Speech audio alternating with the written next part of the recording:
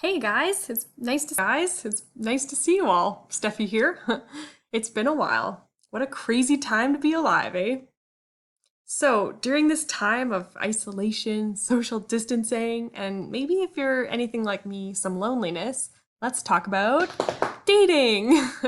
Something that's not very easy to do right now, but that's okay. Because dating is such an important topic to talk about before you start dating, not after. Dating involves a lot of feelings, emotions, heart stuff, and it's wonderful. But the head part of us, the part of us that makes good decisions and thinks about things before doing them, has the potential to take a hike when we're dating for like months. And there's good reason for that. It helps when you get to know someone. It helps you be nicer and not focus on their defects, but to see the things that make them special and unique. It helps us see the best in each other. But before you toss all reason out the window and fall head over heels in love, it is so important to have a good foundation for that relationship. A foundation rooted in Christ's plan for us in dating, for relationships, and for love. Taking the time to learn about God's vision for us in dating can save us so much heartache, heartbreak, and save us from the potentially life altering consequences of impulsive decisions made in relationships. When we talk about dating, a great place to start is to ask why we date. When we date for the right reasons, that relationship has a much better chance of heading in the direction you want it to go, or ending if it needs to, honestly. Because if your bae or your significant other wants different things than you out of the relationship, it's not going to work well because you're heading in different directions but trying to stay together. So, I'm going to talk about 5 reasons why we date. And truthfully, these are the same 5 reasons we get married. Because that's what dating is. It's everything that encompasses the more than friend stage to the I'm getting married stage. Making that commitment to each other's life partner is huge. And these days, I feel everyone is so, this is a little bit of a tangent, but terrified of labels or of wanting labels. Have you ever heard we're not dating or we're just hanging out and maybe deciding if we should date? Or are you guys official yet? Or when are you going to define the relationship? DTR. That's a bit of a tangent, but the point I'm getting at is that all that stuff is dating, however you define it, and it all heads in the same direction, which is deciding if you're going to stick it out together for life or part ways. Okay, so let's talk about the first reason we date. And it's kind of obvious, but it's very important friendship. If you choose to date and potentially get married, you want your life partner to also be your best friend. This is the person you will spend more of your time with compared to anyone else. They will be the one that's sitting in a car with you for hours stuck in traffic. They're going to be the one taking care of you when you're sick and watching endless episodes of The Office with you on repeat. Or is that just me? There's this thing a secular blogger named Wait But Why talks about that I really like, and it's called the traffic test. Basically, it's this. Does this person make being stuck in traffic with them worth it? If you're trapped in an airplane seat for 8 hours, will that person make those hours enjoyable just because they're there? And if so, that's a really good indication that they make a good friend. Are they loyal and dependable? That's what makes a good friend. Do they show up for you when when you need them? Because that makes a good friend. Friendship is a really good reason to date, but you need more than that. Because you can have friendship outside of dating. You don't have to date and have a good friend. Um, in fact, it's probably really important that you have friendships that have nothing to do with dating. Okay, so let's go to a different reason. Another reason. Partners in crime. Now, I don't mean that literally. What I mean by this is, does this person's life and life plans and goals and calling on their life go well with yours? Do they work together? Now, I bet most of you haven't decided 100% what career you're going to do or know what God's precise calling for your life is. I don't even know that, entirely at least. but this is a practical issue that's important to think about ahead of time. And if there's no obvious red flags, go ahead. But for example, what if you felt you had been called to a life of mission work in Syria, which is a pretty dangerous place right now, and you're dating someone who has been really felt called to fatherhood or motherhood, who really wants to start a big family? Those could line up, but having a family in a dangerous country might not be the best idea. Those plans might not align very well. So you need to think about that kind of stuff beforehand. When you get married, your lives have to move in similar directions, not the exact same. You don't need to become each other. I don't think that's healthy. But by process of marriage, you guys are joining your lives together. So mostly of what your life choices are going to be strongly impacted by the life choices of the other person, because they have to go in the same-ish direction. You'll want to live in the same house, obviously, and so you have to pick the same city to live in. What do you want from life? Ask that from both of you. Does one of you want a home with 5 kids and the other want to travel a lot? Those might not add up very well. Another thing to think about, does this person's gifts help fill in some areas where you lack? Because that's what a real dream team is. Am I right? If you guys complement each other and have strengths in different areas, when you come together in marriage, these strengths balance you out and can, I guess, make your work and your calling even better because you support each other. And this is especially important when you think about your faith. Do your faith and your beliefs line up with each other? Will you guys bring each other towards Christ and help each other in this aspect? Or are you guys going to be pulling each other away and tearing each other away from that? Because relationships are such a good opportunity to encourage each other and help each other grow, but they can also be such a bad opportunity to tear each other down and take each other away from the places you think God's calling you. And so it's really important to think about that beforehand. Okay, so this one's easy. Family. A big reason why we date and get married is to have a family. And I truly believe a family is where you find it, and you don't need to be married to have a family. A family can be a group of people that support you and you support. That's what family is. It's just a stronger relationship that you'll be there for each other sort of no matter what. But if a family, more of a traditional family, like having kids, is something you're looking for, that's okay. That's something I can really relate to. I really want to have kids. I just love kids and I would love to have them someday. And so it's one of the reasons I hope to get married one day. But if that doesn't happen, there's other ways to have family too. So it's an important thing to think about. Okay. Yes, we've come to it, the sex talk. We could have a whole Devo on sex. Oh, I'm so passionate about this topic, honestly, and there's just so much to talk about.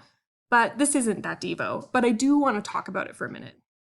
Sex is often the main reason the world tells us to date.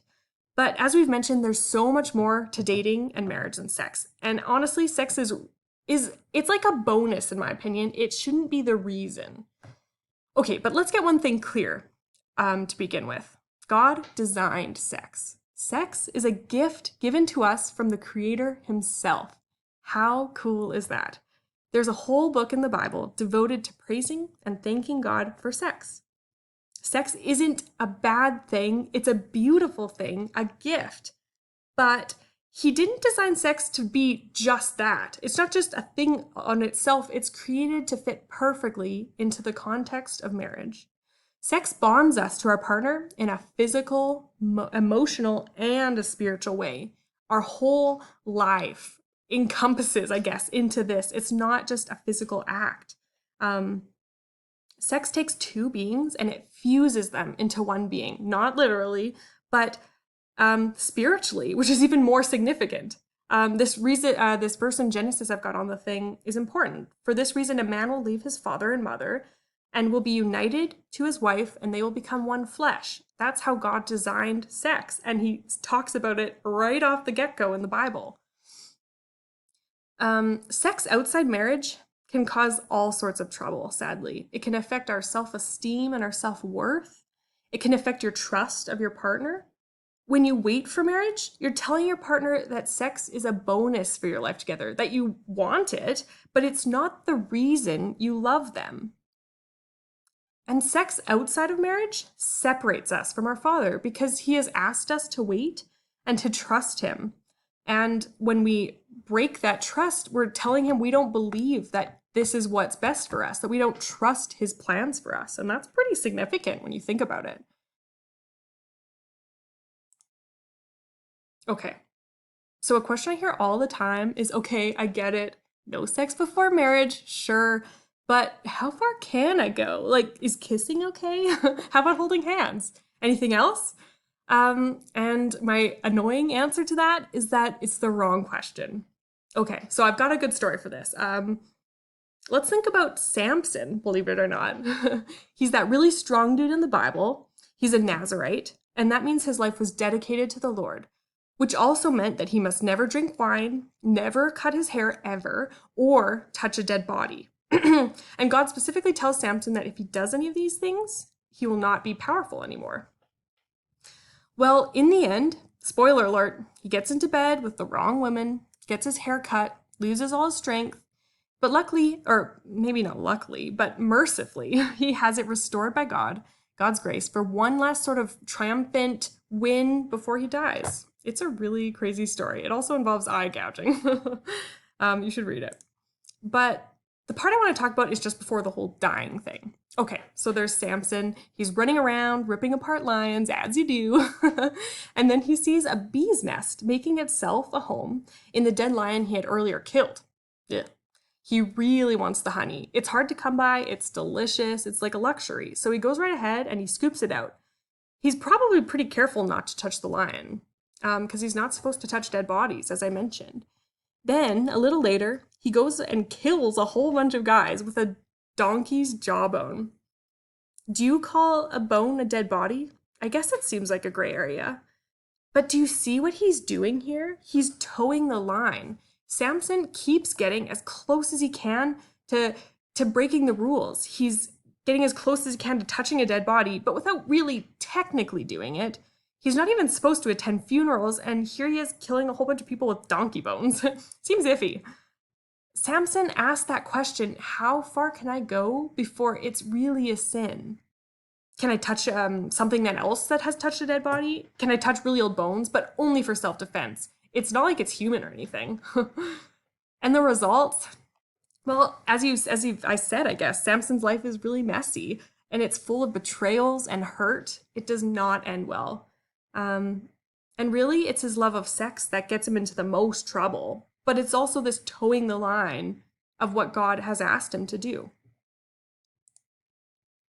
So instead of asking how far is too far, or where's the line, I want to know exactly so I know I'm good, we should really be asking how holy can we remain in this relationship? How right can we be? How can we honor each other in this relationship and our God? And if he's asked us to wait, that honors God. When we wait till we have made this promise of love to each other through thick and thin in front of our families, we honor our God. Because that's what we do when we love Jesus. We trust him to know what's better for us. What's best for us. We trust his plans for us, that they are for a good reason. Even if it seems silly and we don't always understand. That's trust and that's love. But if you want like a black and white answer, I guess, or a gray, I don't know, some sort of like area to think about, in my opinion, hand holding is okay. I think that generally is fine, but I would keep kissing to a minimum. And I wouldn't do anything that you wouldn't do in front of your family or in front of your grandparents. I think that's just a good rule of thumb because we shouldn't be doing things we're ashamed of, right? If there's something that you feel like you don't want everyone to know, it's maybe not something you should be doing. And please don't put yourself in the position of being alone together in a house or even a car on a beautiful night, honestly. Because hormones are a potent cocktail and the best of intentions can be forgotten so quickly. So do yourself the service of just not putting yourself in temptation's way, I guess. Okay, one more thing about sex. The world is not on the same page as Jesus in this department. It is, there's just so many messages berating us about what sex is and should be and should look like from the world in advertisements, social media, any videos. It's just constant, it feels like to me. One of the myths I really wanted to address is this myth of sexual compatibility. I have some experience with this. I dated a guy once who was a great fit in so many ways, but when it came to sex, although he was happy to wait for a long time, he didn't think he could wait till marriage. And I think that's because there's this myth out there that sex is a part of figuring out if you're right for each other. That you need to go there to see if it works between you two before you get married. But that is not what sex is. Sex isn't a test of compatibility. Um, Honestly, if it's just that, it becomes hollow. Our bodies change, we get bored, sex becomes routine. If it's just a thing that we do, no wonder relationships end and we move on and it doesn't last. But when sex is in the context of a relationship that's been promised to last forever, when we know that person so well, there's so much more to sex than just the feelings that come and go. That compatibility aspect just isn't there anymore. It's trust in that person and it's a trust in the relationship. It's a way of showing our feelings with actions. It's not a test or a box check before you walk down the aisle. And I think once you realize that that's something the world says a lot, you'll see it more often. Okay, so let's move on from this beautiful subject. And I want to talk about recreation. So I used a book called Loveology to write most of this Devo. I really like it and would recommend it if you're into this kind of stuff. He wrote this quote there in that corner as well. Recreation, he talks about, is a little deep, but I think it's really important to think about. Dating and marriage is an opportunity to help each other grow. No one knows you better besides God than a life partner who's spent so much time with you getting to know you. And this gives that person an opportunity to help you grow, to challenge you, to bring you and for you to bring them closer in your relationship with God. And also, importantly, your understanding and your belief in your true identity as God's beloved. Recreation means Christ's new creation in us when we became believers, and the lifelong journey to continue this process of becoming what God made us to be and shedding everything else. That's what recreation is. And this process doesn't need a marriage to take place. That's important to note. It's just that in a good, strong marriage, this process is important, plays a very important role, right? Because it will impact it. And we want it to impact it positively and help us get to know God better and not the opposite. Because that's really such an important aspect of our lives, isn't it? Is our recreation. It's our finding who we are, who God made us to be, and what parts of us aren't what God made us to be, but we put them there and that may need to go. And that process is so important in our lives, and so our marriages is going to affect that process. Okay, so we've talked a lot about dating, why we date, the reasons we date, and I'm going to leave it where it is for now. I hope it gives us a strong foundation to talk about in our small groups. But there's one more thing I wanted to talk about because not all of us are dating, and maybe some of us will never date because there's also singleness. And I think I have a lot of experience in this area, and I'd really like to talk about it because it's so important. Singleness is actually a gift. It may not be a gift we always want, but it is still a gift. God can use single people in a way he can't use married people. If I had been married 5 years ago, my life would look a lot different because I probably would have changed a lot of areas and directions I was going to help to work along with that person I was getting married to. And I think God wants me where I am now at this time. And so maybe that's why that hasn't happened.